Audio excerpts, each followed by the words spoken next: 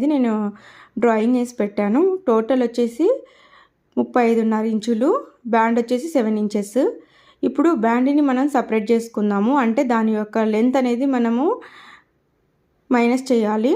28.5 ఇంచులు వచ్చిందనమాట నాకు.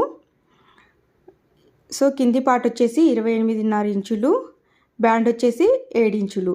ఇప్పుడు దీనికి మనం ఖర్చులు అనేవి కూడా యాడ్ చేసుకోవాలి. ఓకే, ఇప్పుడు ఇక్కడ వచ్చేసి మనం 1/2 ఇంచ్ అనేది 1.5 ఇంచ్ తీసుకుంటాం. ఎందుకంటే ఫోల్డ్ చేసి స్టిచ్ చేస్తాం కాబట్టి, కింద జాయిన్ చేస్తాం కాబట్టి 1/2 ఇంచ్ అనేది మార్కింగ్ చేసుకుంటాము.